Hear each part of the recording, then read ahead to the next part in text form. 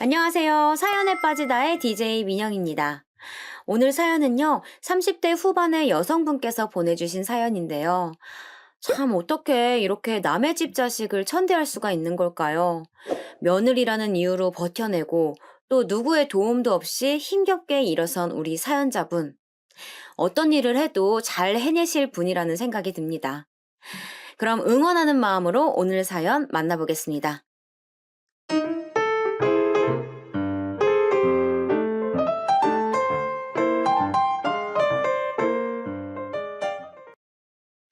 안녕하세요.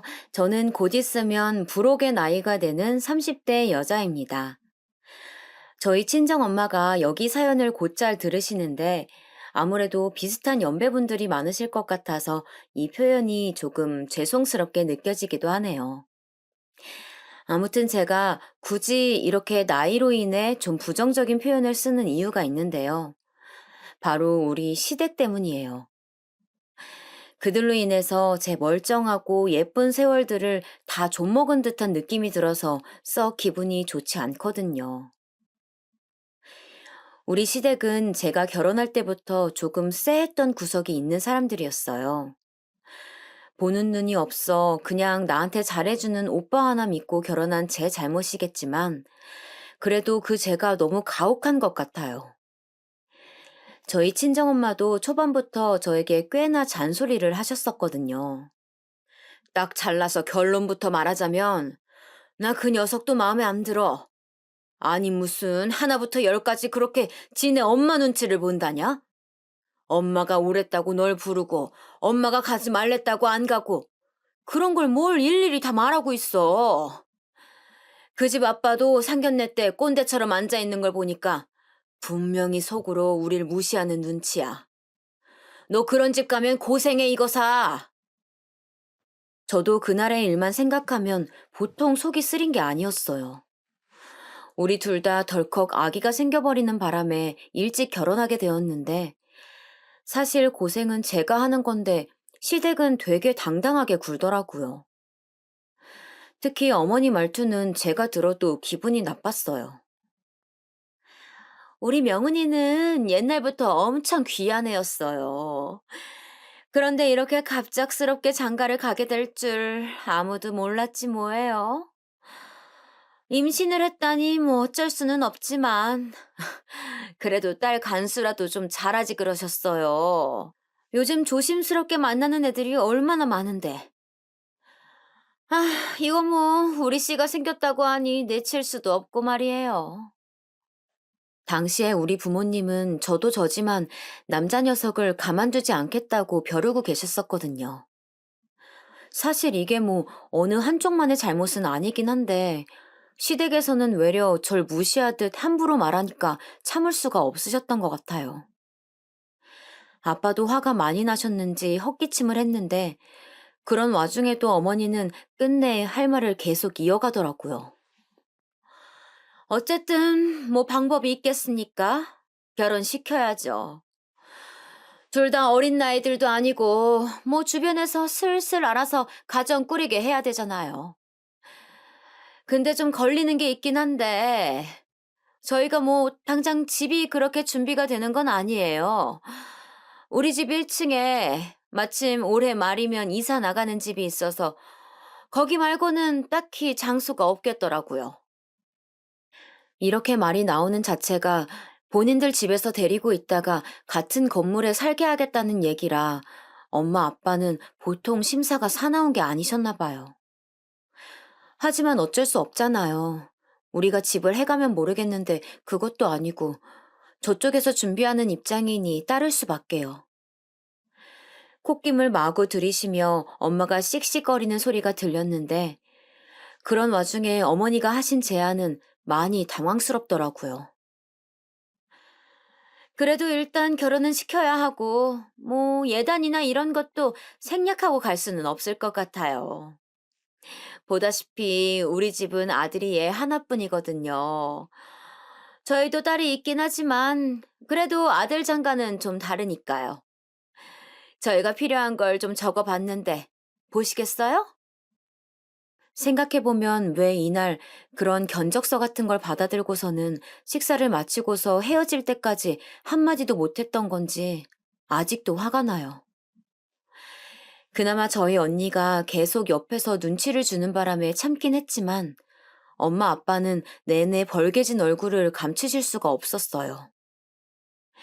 무슨 시누이와 시어머니 본인 가방에 어차피 남이 살다가 나가는 집을 주시는 거면서 가전이랑 이것저것 많이도 요구해 두셨더라고요. 그러니 엄마는 분통이 터질 수밖에요. 야, 내가 무슨 죄를 그렇게 많이 지어서 딸내미 시집을 이런 모양으로 보내야 하는 거야? 진짜 뱃속에 애기만 아니었으면 애진작에 수백 번은 엎어버렸을 결혼인데 이래서 딸 가진 죄인이라고 하는 건지 원. 너 대답 좀 해봐. 내가 왜 이런 수치를 당해야 돼? 네 좋자고 하는 결혼인데. 엄마가 하도 난리를 치며 들어누우니 정말 전 이 집에서 당분간은 쥐죽은 듯 버틸 수밖에 없었어요. 당시 저는 회사를 그만두고 작게 하던 사업이 있었는데 그 거래처에서 지금의 남편을 만나게 되었는데요. 그나마 초반 벌이가 나쁘지 않았던 거로 알토란처럼 모아두고 있었거든요. 저도 보통 속상한 게 아니었지만 엄마라도 좀 달래보고자 말을 했어요. 저기 엄마, 내가 모아둔 돈은 없지는 않으니까 결혼할 때 내가 이거 보태서 가도록 할게. 너무 그렇게 마음 상해하지 마. 그래도 나 잘 살게 좀 좋은 말이라도 해줘. 그러면 안 돼? 다시 되돌려 복귀해보면 참 바보 같고 철없는 말 같긴 해요. 하지만 저도 속이 뒤숭숭했고, 이렇게 해서 하나뿐인 가족에게라도 위로를 받고 싶은 마음이었어요. 엄마는 당분간 꼴도 보기 싫다며 문을 세차게 닫아버렸고, 결혼도 안 한 친정 언니가 씁쓸하게 달래줄 뿐이었어요. 그리하여 임신 6개월에 배가 이제 티나게 나올 무렵, 저는 송파구의 한 예식장에서 결혼을 하게 되었어요. 그러곤 시댁에서 다 같이 한 집에 살며 아래층이 집을 뺄 때까지 아주 잠깐 같이 지냈는데요. 급하게 결혼하고 급하게 함께 사는 거라 정말 하나부터 열까지 맞추고 신경 쓸 것들이 너무 많았어요. 어머니는 초반에는 별 반응 없으시더니 나중에는 출퇴근하는 임산부인 저한테 수시로 전화를 하시고 심부름을 시키시더군요. 그리고 번번이 저를 부르는 호칭도 많이 거슬렸어요. 야, 너 올 때 거기 마트에 들려서 계란이랑 양파랑 세제 좀 사와라. 지금 다 떨어졌어.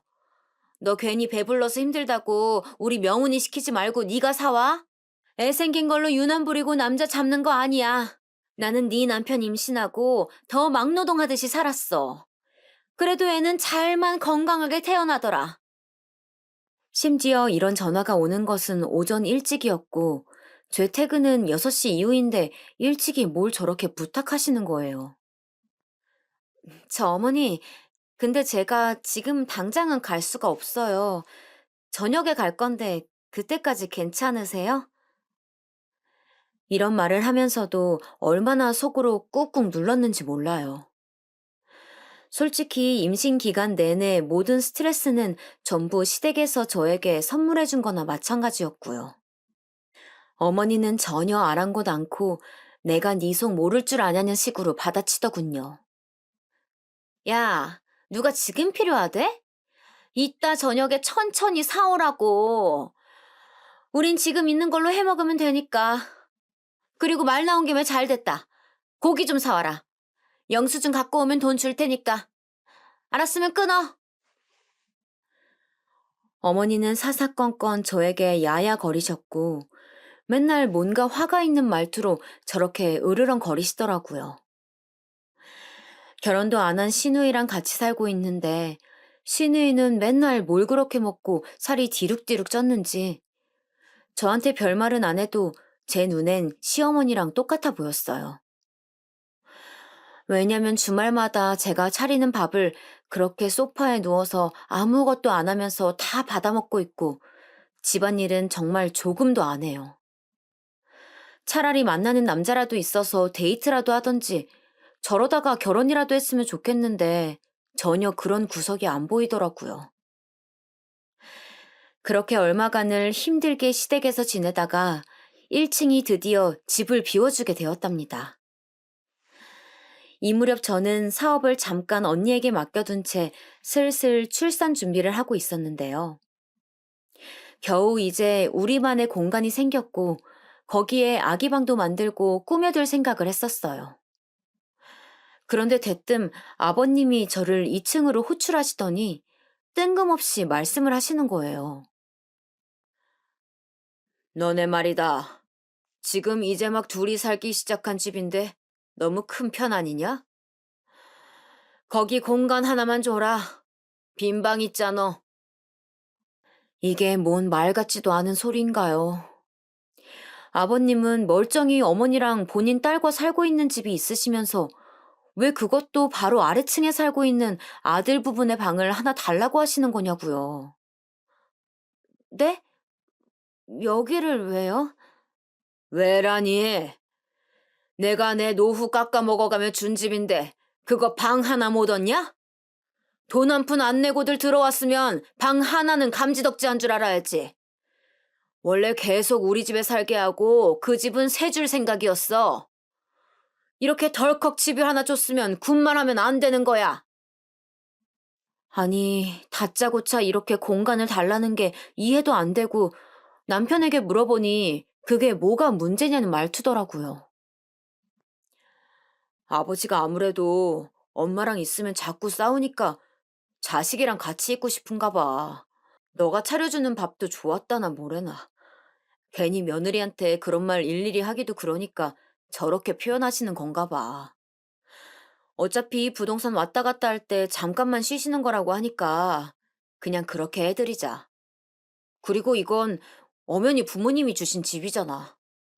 제가 무슨 부모님이 주시는 집에서 살고 싶다고 한 것도 아닌데 남편은 완전히 부모님께 기대어 자기 힘으론 아무것도 안 하더라고요. 본인은 결혼했지, 아기도 생겼지, 집도 있지, 단 하나의 환경도 바뀐 것 없이 누리면서 말이에요. 그럼 나 산후조리는? 아기 낳고 이 집에서 아버님이랑 같이 하란 말이야? 저기 당신이 뭘 모르는 것 같은데 같은 여자인 시어머니랑 해도 힘든 게 산후조리라고. 그런데 어떻게 우리 집에 아버님을 모실 생각을 해? 이때 결혼 후 처음으로 우리는 거칠게 싸웠고 더 기가 막힌 건 남편이 그대로 쪼르르 자기 엄마한테 일러 바쳤다는 사실이에요. 곧 죽어도 본인은 일러 바친 게 아니라 의논한 거라고 하지만 그게 제 귀에 들어오고 이런 소리를 듣게 되면 의미가 있나요? 어머니는 아주 길길이 날뛰면서 집에 며느리가 잘못 들어왔다고 이런 원수가 없다는 투로 말하시더라고요. 야, 니네 아버님 하나 드릴 공간 없다고 지금 그렇게 뻔대는 거야? 너 그런 말 할 거면 니네끼리 집 구해서 썩 나가! 지금 그 집 좋다고 지들 달라고 다들 줄 서 있어. 준비도 안 된 걸 받아들여줬더니 이런 집에 살면 고마운 줄 알아야지. 산후조리? 애는 니만 낳았냐? 옛날엔 그딴 것도 없었어. 진짜 이름 빌어먹을. 어머니는 날이 갈수록 본인 며느리 뱃속에 아기가 있는 건 생각도 안 하시고 정말 험한 말을 가리지 않고 해대시더군요. 아들한테 듣고는 그대로 쫓아내려와서는 저한테 저렇게 발악을 하시는데 너무 스트레스가 심해져서 끙끙 앓고 이러지도 저러지도 못하고 있었어요. 결국 저는 하다 안 되겠어서 아기 낳고 산후조리는 친정으로 들어가기로 마음을 먹었답니다. 근데 이 미친 시댁이 그 꼴은 또 못 보겠는지 왜 들어가냐고 난리인 거예요. 남편도 마찬가지고요. 이때 전 못 참고 남편에게 마구 퍼부어대기 시작했어요. 이러다 애가 나오던지 제가 먼저 쓰러지던지 사단이 나겠더라고요. 애를 당신이 낳아? 내가 내 몸으로 낳는다는데 지금 이렇게 헐떡이고 발도 부은 거 안 보여? 왜 내 몸이 괜찮고 말고를 당신이 판단해? 그리고 산후조리가 뭐가 어쩌고 어째? 당신은 노력 하나도 안 하고 꽁으로 본인 핏줄 얻으면서 그거 돈 쓰고 여가 봐주는 게 그렇게 아까워 죽겠어? 심지어 누가 돈을 달래 뭘 어쩌래. 내가 집에 가서 우리 엄마랑 지내고 오겠다는데 네 눈에는 네 자식, 니네 엄마 아빠 보여줄 생각밖에 없지? 이제사 공간이 분리되어 우리 둘이 사는 집이 생겼고 저도 지긋지긋한 시부모님 곁을 떠나 남편에게만 오롯이 소리를 지를 수 있게 되었어요. 남편은 이때 좀 질겁했는지 입을 다물더라고요. 저는 악에 받쳐 마구 소리를 질렀고 약간 남편에게 먹혀 들어간 듯 하더군요. 왜냐면 그 후로 출산 때부터 산후조리하고 있던 기간까지 웬일로 조용했으니까요. 당신 이딴 식으로 하면 나는 조리하러 가서 안 돌아올 거야. 이 잘난 집에서 평생 니네 엄마 아빠랑 그렇게 살아. 내가 너랑 살자고 니네 가족이랑 같이 산 거지. 무슨 니네 가족 때문에 사냐? 왜 맨날 그렇게 우리 엄마 아빠 어쩌고 죽을 못 써서 난리야? 이렇게 울분을 토하며 발을 구르는 저를 보고 남편도 여지껏 이 정도로 성질낸 제 모습을 본 적이 없어서 그런지 움찔했어요. 그리고 저는 조용히 출산 며칠 전부터 짐을 챙겼고 친정으로 가게 되었습니다. 신호 오면 엄마랑 아빠가 나 데리고 병원에 가줄 거고 아마 우리 엄마가 전화할 거야. 그럼 그때 와. 이렇게 말을 하고 거의 별거가 아닌 별거 상태가 되어버렸어요. 친정 가서도 제 꼴은 말이 아니었고 엄마에게 온갖 눈총을 받긴 했지만 그래도 내 핏줄이 낫다고 시댁보다는 좀 더 발을 뻗고 눕겠더라고요. 그렇게 출산을 하고 귀여운 아들을 낳았고 이때 시부모님이며 남편이며 시누이며 다들 와서 아기를 보러 갔어요. 손주를 직접 눈으로 보니까 뭔가 좀 마음의 변화가 있었던지 시댁 식구들도 이때는 제법 조용히 넘어가더군요. 짐을 싸서 친정으로 가버렸네, 어쩌네, 그런 말들을 많이 할 줄 알았는데 그냥 가는 거예요. 저도 이때 아기를 낳고 많이 누그러져 있었고 큰일을 겪고 나니 다른 잡일들을 생각하기도 귀찮았어요. 하지만 이때까지가 최선이었던 걸까요? 저희 시부모님은 어째 가면 갈수록 저를 잡기 시작하시는 거예요. 친정에 있다가 아기를 데리고 이제 신혼집으로 들어왔더니 밤낮으로 내려와서 배를 눌러대시더군요. 특히 아버님은 제가 온 순간부터 저희 집의 방을 은근슬쩍 트고 들어오셨어요. 이전에 이 문제로 싸우다가 흐지부지 넘어가긴 했는데 그때 얘기를 확실히 안 해둬서 그런지 갑작스레 드나드시는 거예요. 현우애미야, 이거 방 좀 치워놔라. 여기 이불도 한 채 갖다 두고. 나 부동산 왔다 갔다 할 때 여기서 낮잠 좀 자고 할 테니까 방 좀 비워놓으라고. 이 문제를 갖고 제가 싸울 수도 없어서 발만 동동 구르던 중 저도 애를 보느라 너무 정신이 없어서 더 이상 어쩔 수가 없었어요. 그런데 그렇게 수시로 마구 잔소리를 해대시는 거예요. 왜 출근은 맨날 일정한 시간을 안 정해놓고 자꾸 들락날락 하시는 건지 갈수록 저와 아버님의 사이는 악화되어 갔어요. 때마침 남편은 출장도 잦고 회사 일도 스트레스가 많아서 그런지 제가 이런 말을 해도 전혀 제 편이 되어주지 않았어요. 그러니 제가 생각할 수 있는 탈출구는 단 하나밖에 없더라고요. 애를 어린이집에 보내고 저는 일터로 나가는 것밖에요. 제가 좀 쉬고 있을 무렵 우리 친정언니가 제 일을 그대로 맡아서 해주고 있었어요. 언니도 본인의 직장이 있는지라 투잡 형식으로 해야 했지만 나름 제가 인터넷으로 사업을 벌려놓은 수완이 나쁜 건 아니었거든요.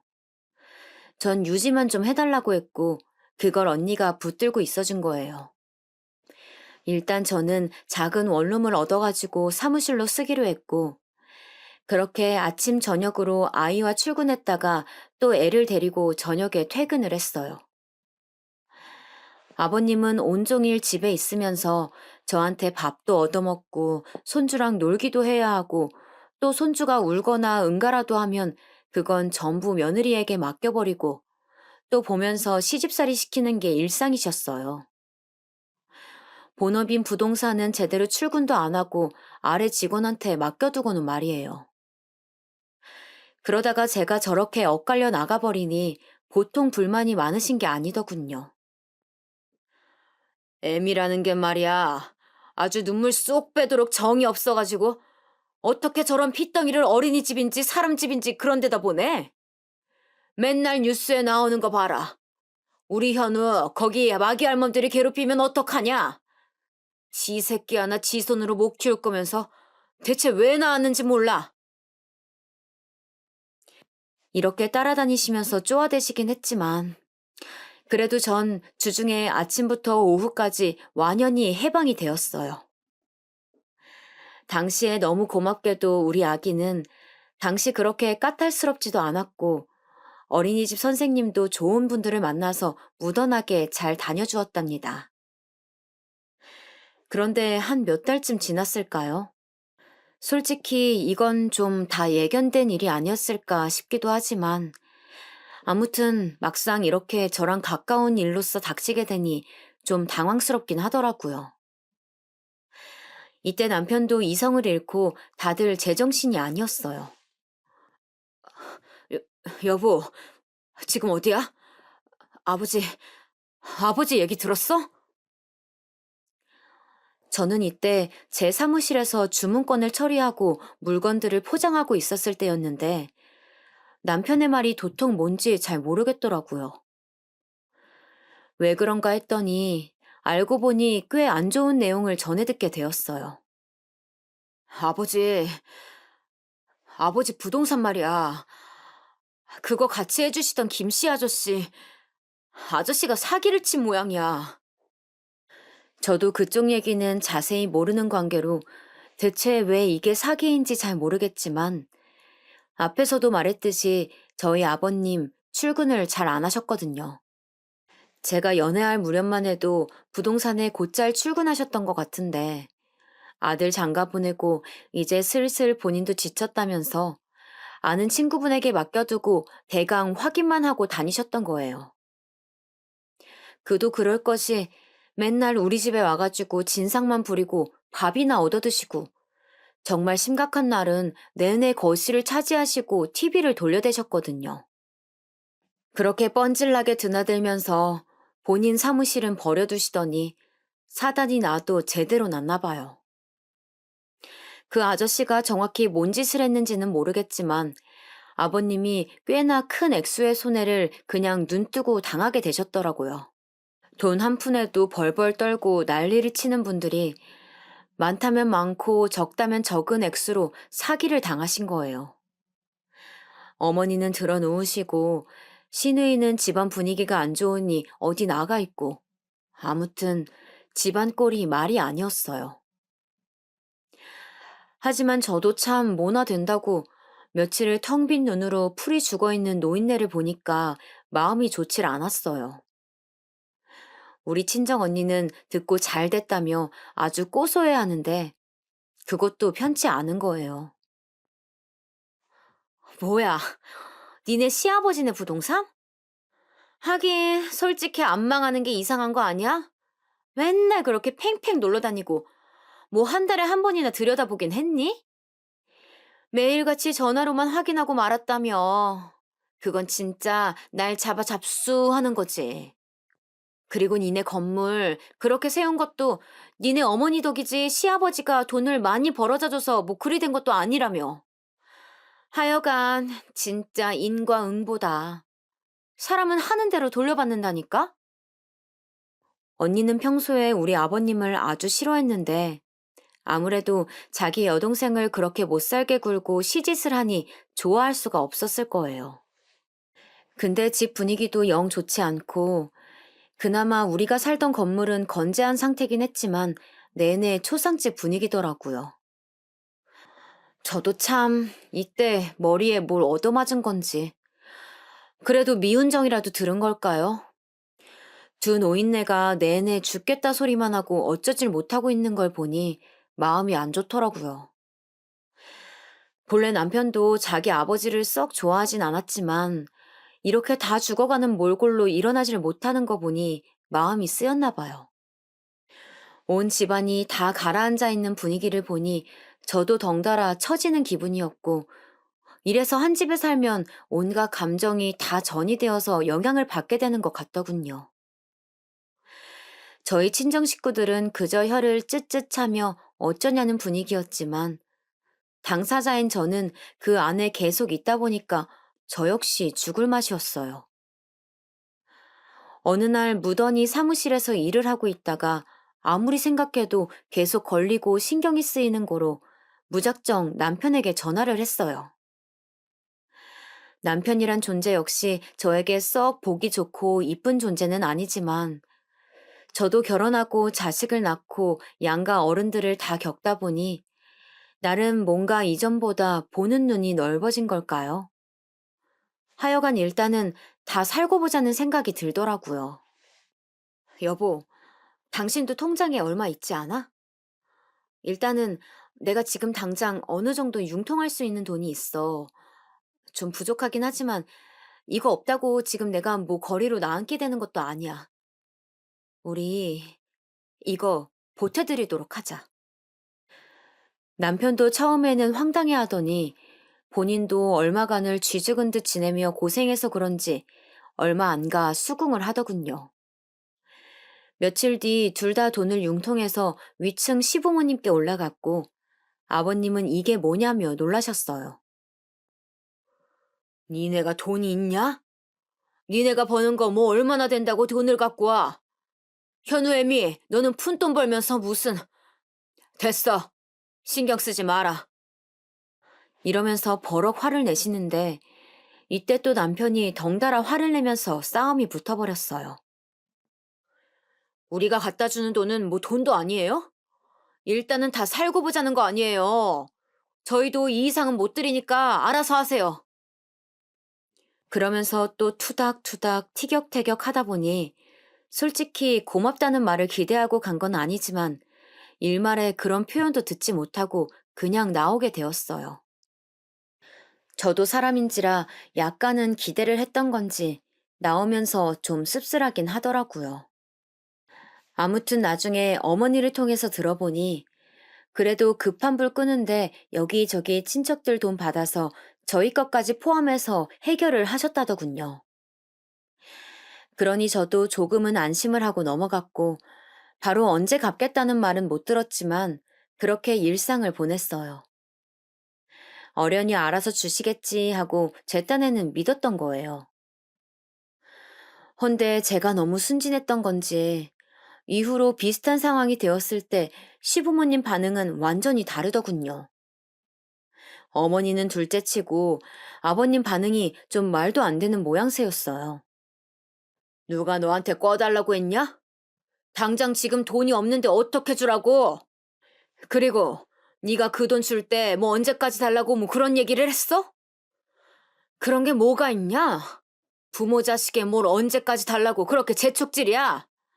지금 나 먹고 죽을 것도 없어서 아주 죽겠구만. 아버님은 얼마만이라도 돌려달라는 저에게 대뜸 화를 내면서 마구 앓는 소리를 하시는 거예요. 제가 뭐 그렇게 급하게 달라고 요구한 것도 아니고 불과 한 4개월쯤 지났으려나요? 제 거래처인 회사 간에 마찰이 생기면서 물건도 막히고 쇼핑몰도 멈추고 배송이랑 이것저것 문제가 생기면서 큰 트러블이 일어나게 되었어요. 환불 요청에 빠르게 대응해주고 하다 보니 저는 진짜 밤낮 없이 스마트폰과 컴퓨터만 들여다봐야 했고 실시간으로 욕이 달리는 제 쇼핑몰 창을 보면서 정신을 차릴 수가 없더라고요. 의도치 않게 가운데에서 물건을 빼돌린 모양새가 되어 정말 집중이 하나도 안 되고 죽을 것만 같은 거예요. 저만 한가운데서 욕을 먹고 있느라 입이 바짝바짝 말랐고 그새 애를 챙길 수도 없어서 어떤 날은 깜빡하고 어린이집에 엄청 늦게 도착하기도 했어요. 이런 사정이니 제가 드렸던 돈 얼마라도 다시 달라고 아버님께 간청을 한 건데 어떻게 이런 대답을 줄 수가 있는 건가요? 애초에 네가 벌린 사업이고 애 엄마가 애는 안 키우고 웬 사무실 얻어서 요란 떨 때부터 알아봤다. 솔직히 그때 갖다 준 돈이 단 이 돈은 아닐 거 아냐. 우리 명훈이 돈도 같이 줬잖냐. 부모가 힘들면 자식이 돕는 거고. 그리고 지금 부모가 여력이 없는데 이렇게 빨리 와서 내놓으라고 하는 게 어딨냐. 그럴 거면 왜 줬어? 어디서 어른을 가지고 장난을 쳐? 되려 이렇게 불호령을 내리며 막 소란을 일으키시는 거예요. 더 웃기는 건 옆에 어머니는 말리지도 않고 팔짱을 끼시더니 혀를 쯧쯧 차시더군요. 하여간 며느리가 잘 들어와야 된다는데 와서 저렇게 사고만 치고 앉았으니 원. 너무 어이가 없어서 어머니를 획 쳐다보았더니 돈 달라는 며느리가 그렇게 미워 죽겠는지 엄청 폭언을 퍼부으시는 게 아니겠어요? 야, 너 누가 그런 눈으로 어른을 쳐다보냐? 집에서 그따위로 배워먹었어? 말은 똑바로 해야지. 네 쥐꼬리만한 혼수 갖고 왔을 때 우리가 너 받아준 건 생각 안 해? 떡하니 20평대 신혼집을 해줬으면 너는 우리한테 절하고 살아야 되는 거야. 코딱지만큼 돈 조금 빌려줘 놓고 그거 다시 내놓으라고 어른들을 죽일 듯이 째려봐? 젊은 애가 어쩜 그렇게 고마운 걸 모르냐? 왜 저는 바보처럼 이때 맞받아치질 못했는지 모르겠어요. 아마도 이 사실에 막 따지고 늘어지기보다는 제가 처해 있는 제 사업의 현실이 더 고달퍼서 일단 넘겼던 것 같아요. 자꾸 징하고 울려대는 핸드폰을 보고 제 마음은 초조해졌고, 전 완전 이성이 나가서 제발 그럼 그중 한 50% 되는 돈이라도 좀 달라고 사정을 했어요. 전체 다 달라는 게 아니고요. 그럼 반만이라도 좀 어떻게 안 될까요? 저 지금 이거 배송기사님들이며 거래처랑 다 묶여있고 제가 해결할 수 있을 만한 돈이 없어요. 일단 이거 해결하고 제가 또 다시 빌려드리던지 할게요. 저 좀 봐주세요. 어머님, 아버님. 이렇게 간곡히 사정하는 저에게 돌아온 것은 통장이나 돈다발, 카드도 아닌 그것은 바로 물 한 바가지였어요. 순간적으로 저는 눈이 확 뜨여 지금 당장 저에게 끼워진 게 뭔지 판단이 안 되더라고요. 이게 뭐... 말도 제대로 안 나오는 와중에 눈을 떠서 보니 어머니가 쌀 씻는 다라이를 들고 절 노려보고 계시더군요. 물방울이 거기서 뚝뚝 떨어지고 있었고요. 그 모습을 본 아버님은 가래를 확 뱉으면서 사라지시고 어머니는 여전히 저에게 독살맞게 소리를 마구 내지르시는 거예요. 내가 너 처음부터 마음에 안 들었어. 이게 진짜 주제를 모르고 자꾸 앵겨대네. 네가 무슨 우리한테 수억을 갖다 줬냐 뭐랬냐. 돈 몇천 줘놓고서는 사람을 이렇게 빚쟁이 마냥 괴롭혀대고 있어. 그깟 돈 네가 우리 집 와서 공짜로 눌러앉고 네 주제에도 안 맞는 집 얻어서 살았으면 조용히 입 닥치고 있을 것이지. 그것도 아까워가지고 지금 다시 내놓으라고 협박을 하는 거야? 그래도 도리는 알아가지고 돈 몇 푼이라도 갖고 온 줄 알았더니 이게 어디서 어른들을 갖고 장난질이야? 아주 부부는 부창 부스라더니 아버님이랑 결국 토씨 하나 틀릴 것 없이 입장을 취하면서 저를 마구 몰아세우시더군요. 그러면서 저를 마구 그 다라이로 밀어가면서 손도 대기 싫고 꼴같잖다고 문 밖으로 내치시는데 겨우 저는 가방과 신발을 챙겨서 문 앞으로 튕겨 나왔어요. 그러고 한참을 멍하니 있는데 한 10여 분 지났을까요? 그쯤 들어오던 시누이는 저를 보고 기겁을 하더군요. 어머, 웬일이야?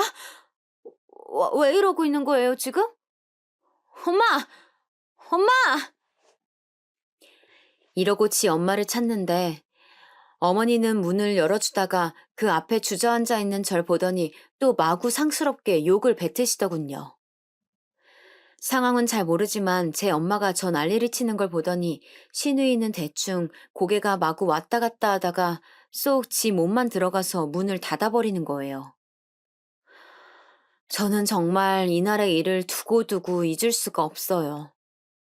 아니, 이렇게 살 수는 없겠더라고요.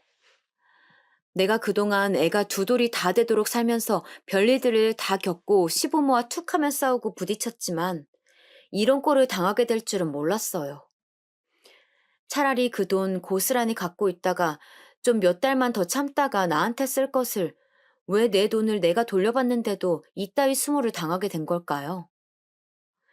이런 상태로 쭉 머물다간 정말 답도 없겠더라고요. 이미 전 쭉 이어지는 과로와 깊은 스트레스로 견딜 수가 없던 와중에 시부모에게 이런 동네 거렁뱅이만도 못한 취급을 받는 충격이 몹시 컸어요. 친정에 그대로 가긴 부모님이 마음 아파하시고 애달아 하실까봐 못 갔고, 빈 사무실로 넘어가 오랫도록 흐느끼며 엉엉 울고 제 처지를 탓했어요. 마음속으로는 이미 저들과의 절연을 결심했고, 도저히 애를 챙길 수 없어 친정 언니에게 부탁해서 며칠간 친정에서 맡아달라고 부탁을 했어요. 이렇게 시댁과 그리고 남편과 그 집과의 인연을 끊어낼 생각을 하니 당연한 절차라는 생각을 하면서 두렵기도 하고 허무하기도 하고 내 인생이 정말 너무나 개탄스럽고 지긋지긋하더군요. 그 후로 남편에게 몇 통의 전화와 카톡이 와 있었지만 전 받지 않았어요. 이미 카톡 내용만 봐도 사나운 것이 지네 엄마 아빠 입장에서 허울 좋은 소리만 하고 있었거든요. 저에게 뭐라 같이 따진 건 아니지만 거기 적힌 내용은 정말 웃기지도 않았어요. 지네 부모님한테 사과하라나요? 당신, 당신이 나서서 같이 우리 아빠 도와드리자고 해놓고 나한테 상의도 없이 다시 달라고 했다며? 엄마 아빠 엄청 화나셨어. 두 분이 달라고 한 것도 아니고 당신이 먼저 좋은 뜻으로 드리자고 했잖아. 다시 받을 생각으로 그런 거였어? 그래놓고 무작정 찾아가서 내놓으라고 하는 게 어딨어. 좋은 말 할 때 빨리 집으로 들어와. 현우는 언제까지 장모님 댁에 데리고 있을 건데? 이때 저는 와락 입안에서 욕지거리가 쏟아져 나오면서 손에 들고 있던 핸드폰을 거칠게 내던졌어요. 정말 살면서 단 한 번도 내 편이 되어준 적 없는 늘 지네 엄마 아빠 편이었던 놈. 따지고 보면 이 인간 때문에 모든 악연이 시작되어 내가 코끼인 듯 노예마냥 끌려다녔고, 그런데도 조금도 이 상황이 이상하다는 것을 느끼지 않던 최악의 인간. 아무리 생각해도 제가 현재 겪는 모든 불행의 근원은 남편이더군요. 이후로 제 마음은 완전히 돌아섰고 아주 지지멸렬하고 지독한 시간을 거쳐 우리는 합의 이혼에 이르게 되었어요. 이 시간 동안에 결코 쉽게 상황이 진행된 것은 아니고 저희 부모님은 왜 제가 이렇게 갑작스레 이혼을 주장하는지 잘 모르세요. 만약 자세히 알게 되신다면 정말 말도 못할 어마어마한 싸움판이 일어날 것 같더라고요. 엄마도 초반부터 우리 시댁 싫어하셨고 제가 출산부터 산후조리까지 친정에 와 있었던 배경을 다 알고 있었으니까요. 그때부터 엄청 벼르고 벼르셨는데 막상 이혼한다고 하니까 또 말리시려고 하더군요. 딸 중 하나가 결혼했는데 애까지 낳아놓고 갑자기 이혼한다고 하니 엄마도 황당했을 거예요. 아니, 이혼할 거면 애저녁에 했어야지. 이게 무슨 꼴이야? 그렇게 맨몸으로 나온다고? 무슨 일인데? 혹시 네 서방 바람이라도 핀 거야? 이렇게 엄마가 절 붙잡고 놔주질 않고 계속 왕왕 물어대니 친정에 붙어 있는 것도 길어야 한두 달이겠더라고요. 그나마 언니가 그쯤 독립할 때라 언니 쪽 신세를 지긴 했는데 이러다 착한 우리 언니만 저 따라서 속 문드러질까봐 정말 고민이 많았어요. 언니는 모든 사정을 다 알고 있다 보니 본인이 더 스트레스 받아서 잠을 못 자더라고요. 밤에 흐느끼는 소리도 들리고 자고 있는 저나 제 아들의 머리를 매만지는 모습을 보고 있으니 진짜 너무 미안하고 괴로웠어요. 결국 몸은 친정에서 나와서 언니랑 있지만 애를 돌보는 부분에 있어서는 또다시 엄마 손을 빌리게 되더군요. 친정을 나가던 날도 엄마랑 기막힐 정도로 싸웠고 한동안 연락을 끊었었기에 엄마의 마음도 편치 않았나 봐요. 모른 척 다시 손주를 받아 안고 획 돌아서는 엄마의 말에 저는 그렇게 우두커니 서 있는 엄마의 등에 기대어 얼마나 울었는지 몰라요. 이혼하고 뭐가 어떻든 내 딸인데 내 새끼고 핏줄인데 어쩌겠어. 현우는 걱정 마. 너는 네 인생 살아. 너 하고 싶은 대로 해. 엄마 아빠가 능력이 없어서 돈은 풍족하게 못 해줬지만 너 혼자라도 잘 살겠다면 모든 짐은 다 져줄 수 있어. 그러니까 너 하고 싶은 거 해. 이렇게 투박하게 던지는 엄마의 말에 얼마나 눈물이 나던지. 그 말에 기대어 저는 아침이면 엄마에게 아들을 맡겨두고 다시 밑바닥부터 장사를 시작하게 되었어요. 사실 이혼을 진행하던 때에 사업이 꼬여서 얼마나 역겹게 그 자리에서 고생을 했는지 몰라요. 남편은 안 해주겠다고 이를 갈며 협박해대지. 시부모들은 눈 뜨고 손주 뺏기게 생겼다며 우리 집에 찾아와서 깽판을 치질 않나. 그리고 곧 죽어도 이유를 말 안 하는 저 때문에 우리 엄마 아빠는 화병으로 쓰러지시기도 했고요. 그래도 가까스로 어찌어찌 이혼할 수 있었던 건 그렇게 돈에 대한 법은 잘 알면서도 다른 부분에 관심이 없는 무식한 시부모 덕이었는지도 몰라요. 우리 집에 와서 난리부르스를 치고 간 날 제가 전화해서 다시는 못 오도록 쐐기를 박아버렸거든요. 한 번만 더 찾아와서 우리 엄마 아빠 괴롭히고 사고치면 어머님 아버님이 저한테 물 끼얹고 욕짓거리한 거 고소할 거예요. 그리고 남편은 그걸 알고도 방치했으니 방치한 것 갖고도 공범으로 삼아서 폭행범으로 다 고소할 거고요. 그럼 전부 싹 다 평생 현우 구경은커녕 접근 금지 당해서 얼씬도 못하는 거 알기나 하세요? 그렇게 주기 싫어서 악쓰던 돈, 그놈의 돈, 위자료니 뭐니 해서 왕창 물어주고 싶으신가요? 이도 저도 싫으면 좋은 말 할 때 이제 저희 집 작작 오세요. 그리고 곱게 이혼해줘요. 알겠냐고요? 다시는 안 볼 생각으로 악을 쓰고 하다 보니 나중엔 전화를 끊고 목 한가운데 언저리가 어찌나 쓰리고 피맛이 올라오던지. 그 집에서 떨어져 나와서 보니 그제서 저한테 이들이 했던 행동들이 찬찬히 보여지는 거예요. 정말 못 같은 싸움이 되겠지만 그래도 이건 무조건 내가 이혼을 하고 살아남아야겠다는 각오부터 앞섰어요. 자기들이 한 짓거리가 있으니 움찔했던 건지 아니면 돈 얘기를 또 해대니 그걸 주기 싫어서 그런 건지 몰라도 그냥 그렇게 시간이 지나 이혼은 성립되었어요. 하지만 사람 일이 참 아이러니한 게 그렇게 막상 이혼을 하고 나니까 이후 바쁜 일상을 사는 와중에도 저는 여전히 피폐해지더라고요.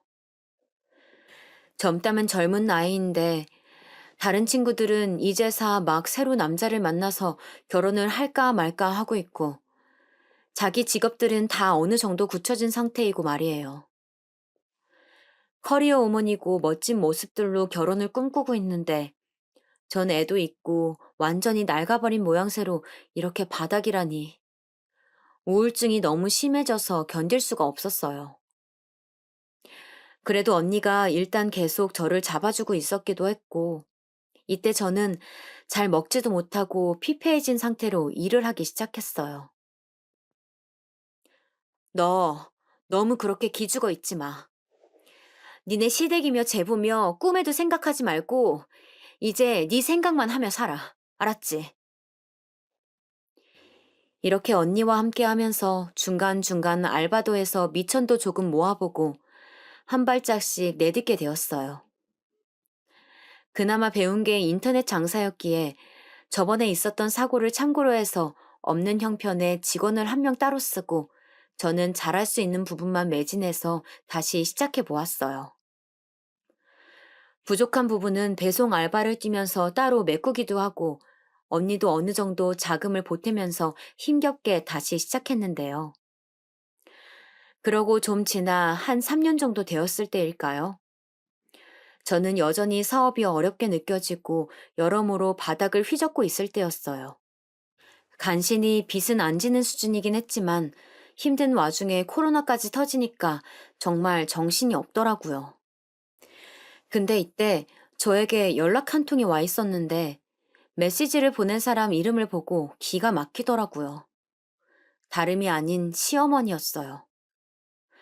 그것도 뭘 얼마나 길게 보낸 건지 웬 사진이랑 용량도 길게 보내놔서는 메시지가 곧바로 안 열리는 거예요. 이때 한동안 잊고 있었던 분노와 울컥함이 확 치밀러 오르면서 심호흡을 했다가 천천히 다시 열어보았어요. 근데 그렇게 여러 번 화면은 시댁 건물 사진이 있는 거예요. 예전에 제가 살았던 그 집, 그냥 별다를 것 없는 평범한 그 건물 사진을 찍어서 보냈더군요. 이걸 보고 뭘 어쩌라는 건가 했는데 거기 적혀 있는 내용을 보고 다시 심한 어지러움을 느꼈어요. 마누라 잘못 만나서 자식도 못 보고 사는 불쌍한 우리 아들. 어쩜 그렇게 양심도 없고 인신불수로 사는 것이냐? 양심이 있다면 찾아와라. 너 빼고 우리는 아주 잘 산다. 이 무슨 앞뒤도 맞지 않고 맞춤법도 단어도 엉망진창으로 틀리게 무식하게 보내놓고는 무슨 말을 하고 싶은지 모르겠더라고요. 언니한테 보여줬더니 언니도 부들부들했어요. 뭐라는 거야, 이 노인네가? 지들 손주 보여달라는 거 아니야, 지금? 이혼하고 벌써 몇 년이 지났어. 한 3년 되지 않았어? 조용하다가 왜 저 날린 거야, 소름 끼치게. 너 빼고 잘 산다며. 그런데 뭐가 아쉬워가지고 이따위 문자를 보내? 너 그냥 차단해버려. 아휴, 기분 나빠. 언니가 더 화가 나가지고는 분노에 몸을 떨더라고요. 저도 이때 좀 충격이긴 했지만 이런 거 대응하고 있을 기운도 없었고 다른 처리할 일들이 많았기에 그냥 잊고 지내게 되었어요. 그런데 한창 코로나로 제대로 얻어맞고 힘들었던 우리는 비대면으로 할 수 있는 다른 사업을 시작하게 되었어요.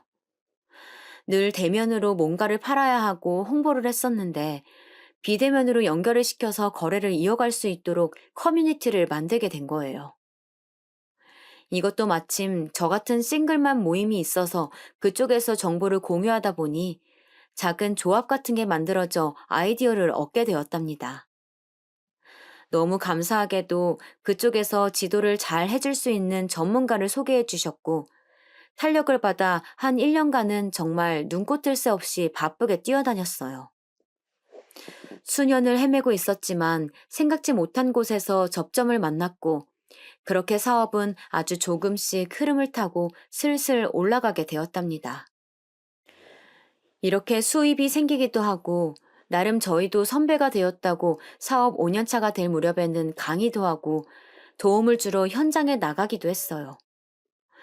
저도 모르게 자신감이 많이 붙고 일도 순조롭게 가는 걸 보니까 마음가짐도 많이 달라지더라고요. 그 사이 대단한 매출을 찍고 이익을 본 것은 아니래도 그나마 기존 살던 집에서 조금 평수를 늘려 이사를 가게 되었어요. 근처에는 또 작은 사무 공간을 얻어서 언니, 팀원 3명과 함께 사업을 이뤄가고 있었고요. 그렇게 팀원들과 결의를 다지기 위해 다 같이 구호도 결성하고 열심히 행사도 홍보하면서 뛰어가고 있던 와중에 꼭 잊을만 하면 연락이 오는 저의 이 불행의 씨앗을 어쩌면 좋을까요? 이번에는 시어머니도 아닌 그 집 아들이자 명분만 제 편이었던 남편으로부터 연락이 왔어요. 솔직히 저도 그간에 남편의 정황을 몰래 훔쳐보지 않았다고 하면 거짓말일 거예요. 하지만 전 미련이 남았다던지 아니면 어떻게 해보고 싶어서 그런 게 아니에요. 나를 그렇게 내리치고 패대기 쳐버린 저 집 식구들 다리 뻗고 잘 살까봐 겁나서 슬금슬금 훔쳐봤던 건데요. 남편도 그 와중에 제가 어찌 살고 있는지 봐왔던 모양이에요. 먼저 연락이 왔더라고요. 그것도 근 5년 만에 말이에요. 잘 지내는 것 같네. 사진 보니 열심히 사는 것 같은데. 현우 한번 보여줄 생각 없어? 우리 엄마 곧 칠순인데 한번 데리고 와줘라. 장소는 내가 찍어서 보낼게. 이 무슨 환장할 노릇인 건지 제가 아직도 찍소리 못하고 살던 지 마누라이자 지 엄마 며느리인 줄 아나 봐요. 이전에 지 엄마 연락을 보기 좋게 무시하고 차단해 버렸으니 몇 년이 지나 자기가 저렇게 연락을 해왔더군요. 이때만큼은 저는 언니나 가족들에게 전 남편으로부터 온 연락을 말하지 않고 며칠간 생각에 잠겨 있었어요. 사실 무시해버리면 그만이에요. 차단 버튼 하나 누르면 끝나는 것이긴 하지만 왠지 그냥 넘기고 싶지 않은 거예요. 제가 그간 힘든 고개를 넘고 넘을 때마다 얼마나 저 집 식구들 얼굴이 생각이 나서 악을 쓰고 걸어왔는데요. 애지간하게 진상을 부리는 거래처들, 협조적이지 않고 사기치려다 걸렸던 팀원하며 별의별 인간 군상과 맞서 싸워왔어요. 이 모든 힘든 일 중 단연 저의 시댁만이 가장 악랄했다고 할 수는 없지만 인간으로 인해서 생기는 모든 트러블에 가장 단단한 맷집이 되어준 것이 바로 시댁이에요. 여기서 보통 무시를 당하고 뒤통수를 맞고 얻어맞은 게 아니다 보니 그때 입은 구덩이보다 더 깊은 구덩이는 딱히 없더군요. 이거 지나고 보니 고맙다고 인사라도 해야 되는 건지 순간적으로 스쳐가는 생각은 그렇지만 제 속은 아무튼 복잡했어요. 그날 날짜를 비워두고 언니에게 사정을 말한 다음 시모 칠순잔치가 열린다는 옛날 그 동네 부근 건물로 향하게 되었어요. 입구부터는 익숙한 그 노인네 이름이 걸려 있었고 역시나 너무나 낯에 익은 전 남편이며 시누이 그리고 정말 역겹도록 짜증나는 시아버지까지 어정쩡하게 서서 인사를 하고 있더군요. 한 가지 새로웠던 것은 전 남편 바로 옆에 시누이만 있던 게 아니라는 거예요. 웬 어리숙해 보이는 여자가 같이 서 있더군요. 붙어있는 모양새를 보니 새 장가라도 간 건지 누가 봐도 남녀 사이로 보이는 관계였어요. 순간 머릿속으로 많은 생각이 오갔는데 저는 참지 않고 그대로 질주해 버렸습니다. 나 왔어. 절 보자마자 전 남편이며 옆에 있는 여자, 그리고 시누이, 시아버지까지 일순간 눈이 저에게 고정되더군요. 전 이날 머리끝부터 발끝까지 미용실에서 관리를 받고 완벽하게 세팅을 했고, 저 혼자 간 게 아니었어요. 사실 사전에 우리 팀원들 둘을 데리고 가면서 이때 저는 당당하게 오픈했어요. 이런저런 사정을 제가 이전에도 말하긴 했지만, 이번에 가서 함께 해줄 수 있어요? 시모한테 어떻게든 저는 골탕을 먹여버리고 싶고, 저라면 아주 그냥 치를 떨고 다시는 생각도 못 떠올리게 하고 싶거든요. 팀원분들이 좀 같이 도와주세요. 사실상 저의 왼팔, 오른팔 격으로 함께 비서마냥 일해주시는 분들이었고, 둘 중 한 명도 저처럼 싱글맘이었어요. 각각의 사정들을 아는지라 나름 안타깝고 분노하는 마음으로 함께 오게 되었어요. 아무튼 이렇게 모양새를 잡은 다음 그들 앞에 섰고 전 남편은 계속해서 어이가 없다는 듯이 저를 위아래로 연신 훑어보더라고요. 전 이어서 말을 했어요. 당신이 초대해놓고 못 알아보는 거야? 그새 많이 늙었네. 옆은 누구야? 세장가 갔어?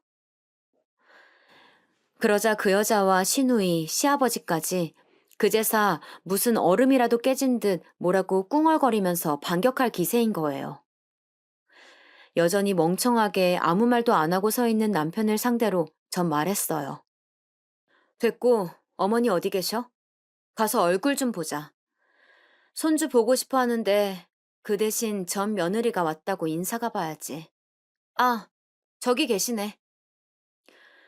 그리고 저는 팀원들을 데리고 쭉쭉 안쪽을 누벼 곱게 한복을 입고 눈웃음을 쳐가며 인사하고 있는 시모에게 다가갔어요. 어머니, 잘 지내셨어요? 쌩글거리며 인사하는 절 보고 시모는 한 1, 2초가량 누군가 얼굴을 찌푸리고 보더니 바로 얼굴 깊은 주름이 쫙 펴지면서 알아보더라고요. 너, 너, 아니, 너, 저기, 그 뭐야, 너만 온 거냐? 전 여기서부턴 웃지 않고 말했어요. 네. 그럼 뭐 어머니 귀한 손주라도 데리고 왔을까 봐요? 어머니가 손주가 어디 있어요?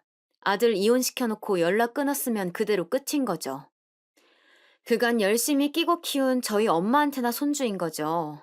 어머니는 새 장가 보내서 손주 새로 얻으세요. 그나저나 오늘 칠순이시라던데 어머니 아들이 저보고 좀 와달라고 하더라고요. 이쯤 되니 시댁 식구들이 옹기종기 몰려오고 남편의 새 여자인 듯한 여자는 저만치 서서는 저를 아주 죽일 듯이 노려보고 있더군요. 전 이때 얼마 놓은 봉투를 직접 어머니에게 내밀었어요. 솔직히 이게 무슨 돈 낭비인가 싶을 수도 있지만 돈으로 무시한 것들은 돈으로 갚아줘야 한다는 생각이 들더군요. 대단한 금액도 아니고 단돈 10만 원이었어요. 이거 받으세요. 돈 좋아하시던 분이 그렇게 돈 때문에 며느리 패대기 치셨으니 돈 받아서 또 열심히 70인생 살아가셔야죠. 아무쪼록 심술 작작 부리시고 이제 아들 장가 또 두세 번 보내실 거 아니시면 잘 사세요. 아, 그리고 한 번만 더 연락하시면 저 진짜 더 크게 난동 부릴지 몰라요. 전 며느리는 죽었다고 생각하고 그렇게 아세요. 네? 이때 시모의 얼굴은 그 친인척들 사이에서 웃지도 화내지도 못하는 기가 막힌 모양을 하고 있었어요. 제법 크게 말해서 홀에도 다 들렸는지 옆에 있는 다른 연애 손님들도 힐끔힐끔 쳐다보더군요. 제가 아는 평소의 시모, 그리고 시댁 식구들이라면 이 상황을 절대 그냥 지켜보지 않았을 거예요. 하지만 남의 눈을 보통 의식하고 갑갑하게 사는 인간들이 아니라 그렇게 공개적인 자리에서 제가 제대로 차려입고 나타나 팀원들까지 비서처럼 거느리고 삿대질을 했으니까요. 찍소리도 못하고 조용히 다물고 절 노려보더니 이윽고는 눈을 돌려버리더군요. 하지만 이제 아버님이라고 부르기도 싫은 정말 오랜만에 봐도 진저리 처지는 그놈의 시아버지는 아직 혈기가 남아있는 건지 끝끝내 엘리베이터까지 따라왔어요. 야, 이 요망한 거사. 네가 인간이야? 네가 여기 지금 와가지고 이 소란을 피울 때야? 이혼했으면 입 다물고 쥐 죽은 듯이 조용히 처 살 것이지. 어디라고 기어와? 이러니 저는 눈이 확 돌아버릴 것 같더군요. 저도 똑같이 마주하고 말했어요. 말 조심하는 게 좋을 거예요. 저한테 너너거리고 요망한 이따위의 말을 입에 올리실 때가 아니실 텐데요. 제가 왜 왔는지 본인 아들한테 직접 처물어보세요. 한 번만 더 말 함부로 얹으면 진짜 다 들어놓고 망쳐버리는 수가 있어요. 눈 하나 깜짝 않고 숨도 안 쉬고 몰아치는 제 말에 씩씩거리면서 주변을 살피더니 결국은 계속 삿대질을 해가면서 뒷걸음질 치더군요. 그러고 저는 엘리베이터에 탔고 순간적으로 문이 훅 닫히자마자 가파른 숨을 내쉬었어요. 이때 왜 갑자기 눈물이 차오르는 건지 참 창피하더라고요. 팀원들은 그냥 말없이 같이 있어 주었고 그렇게 운전해서 사무실로 가는 동안 다들 다른 화제를 얘기해 주어서 그나마 고마웠어요. 나중에 다 도착해서 내리려는데 그때 같은 싱글맘인 팀원이 입을 슬쩍 떼더라고요. 그리고 그 말에 저는 무너져 내리는 듯 했어요. 팀장님, 복수하는 것도 여지간해서는 못하겠더라고요. 저는 아직도 우리 시어머니 생각만 하면 경기를 일으켜요. 나라면 불러도 안 갔을 거예요. 팀장님은 그래도 가서 얼굴이라도 보고 할 말하고 거기에 푼돈이랍시고 돈이라도 던지고 온 게 대단해요. 이제 그나마 쌓인 게 좀 내려갔겠어요. 그쵸? 이 말을 들으니 나도 참 새삼 거기까지 간 모양새가 괜시리 부끄럽기도 하고 별의별 감정들이 북받쳐 오르더라고요. 이 사실을 우리 엄마나 언니는 아직까지 몰라요. 온전히 저만 결정하고 그렇게 가서 그렇게 미친 듯이 저를 괴롭혔던 상처를 그들 앞에 왁 토해놓고 온 거예요. 상처라는 게 그렇게 쉽게 잊혀지는 것은 아니겠지만 적어도 전 얼굴 마주하고 그들 눈을 똑같이 보며 말이라도 뱉고 와서 다행이란 생각이 들어요. 여전히 살면서 힘든 일은 있을 것이고 저는 이혼한 돌싱이자 자녀를 양육하고 있는 입장에서 지금도 충분히 자잘한 문제들을 겪고 있어요.